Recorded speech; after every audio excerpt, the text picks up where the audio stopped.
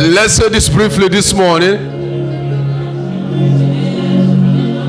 See, I was just pondering on something. I just heard myself munching it within my spirit. Go for what you can afford. Cut your coat according to your material, not your size. You know, I want to talk about the academics of children. You see, there are parents that you see them from term to term, from section to section. Even starting from primary school, they struggle to pay their children's school fee. It is not as if God is not blessing them, or God has not blessed them, or God is not blessing them. But it's as a result of them putting their hands into what they can afford. You know that some parents are putting their children or sending their children to school because their neighbors are going to that school, or their neighbors' children, because their church members' children attend that school, because people from the same office and meeting with them put their children in that same school. See, you don't live a life of competition if you want to raise a generation. You will get stranded along the line. You beg money to pay for school fees first term, you beg second term, you beg third term. You are always struggling to pay school fee. That is because most times you are putting your hands in things you cannot afford. You say, I want to make sure that my children go to the best school. What is the best school? See, there are schools that are not too expensive, but yet can give your child the quality of education that they need at their stage that they are in life. Some people will go as far as selling their cars, selling their landed properties to send their children to school. See, the school you go to does not determine how successful you become in life. It is what God has implanted in you. It is what you have chosen to make out of yourself. There are children that still went to public school. I'm not saying put your children in public school, in government schools. There are children that still went to government school and ended up becoming captain of industries, and end up becoming politicians that are making it in life, president, governors. Because successful people, doctors, lawyers, and in all fields of life. The school your children go to does not define them. It is the serious. If you like, put a child in a school where they pay 200 million. A child that is not intelligent will not be intelligent. Some persons, the money they use in paying house rent in a highbrow area, as they call it, is enough for them to get a landed property and build a house somewhere. Don't go for what you cannot keep sustaining. Even if you are able to afford it now, but where you are struggling to pay that rent, where you are struggling to pay that school fees, you are putting yourself on the spot all the time. No wonder some people, as soon as they lose their job, they are broke.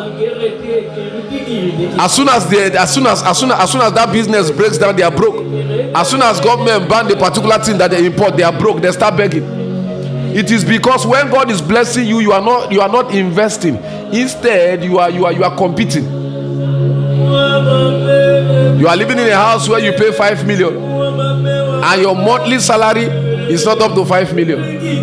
You are living in a house where you pay 5 million or 10 million, and your monthly sales is not up to that amount. See, whatever you are spending should not be anything compared to what you are earning. I see some people, they say they sold their landed properties, they have to borrow money to send their children to universities. Where there are good universities in Nigeria, where there are good universities in your country, you are selling your property, you are borrowing money to send your children to school in England, to school in America, to school in foreign lands. See, where the school does not determine how successful they'll become. Some of those children, after they stay for 1 year or 2 years, you are unable to pay their school fees again. Some of them step down from school 1 year, people don't know. Some of them, they start working and doing menial job in order to support and pay their school fee. Why not put them in a school you can afford? Why not rent a house in a place that you can afford? See, growth starts from the root and it goes up. It's not from up to down. When you are going from up to down, you are diminishing. You are depreciating. But when it is from the root up, then you are growing. Stop living a life of competition.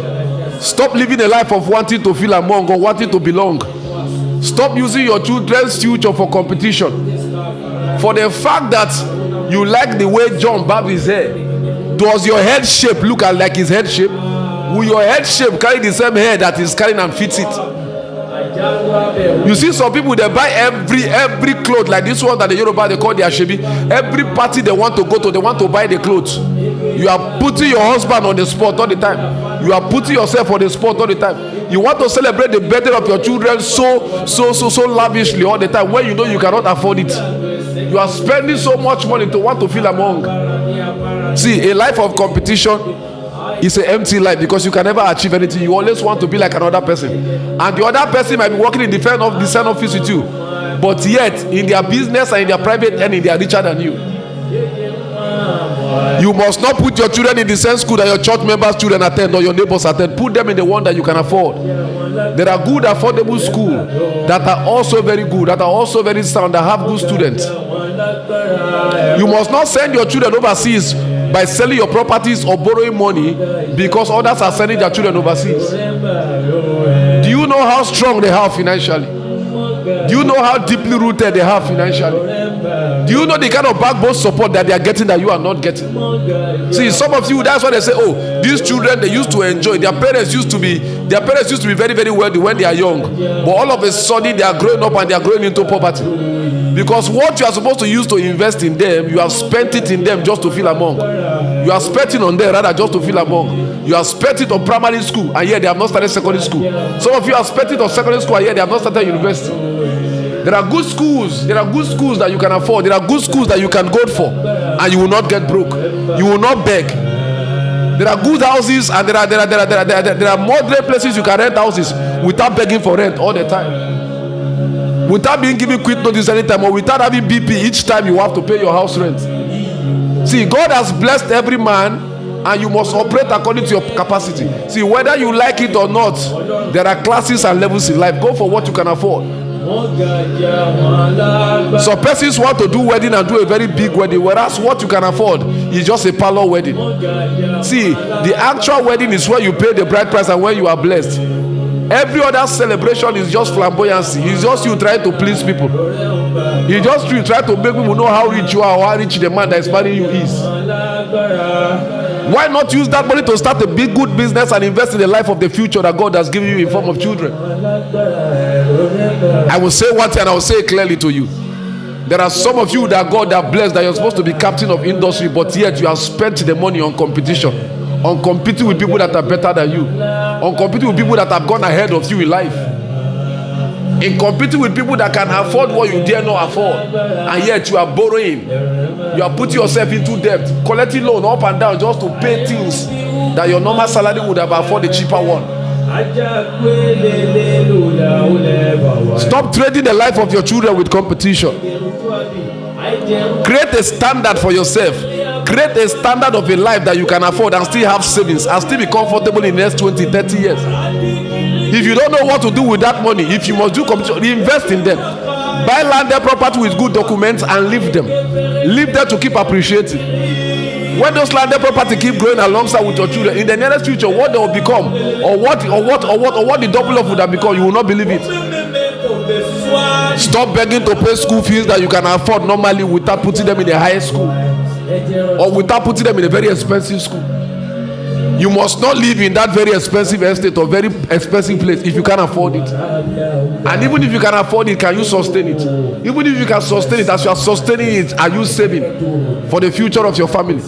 You are giving them the best, but you are not saving for the best, or you are not saving for the worst days rather. It's a piece of advice. Heaven help those who help themselves. If God has blessed you, does not mean that you should live a lavish life. And don't forget, whatever God does not bless, He will never support. And whatever He does not support, He will not bless. Good morning.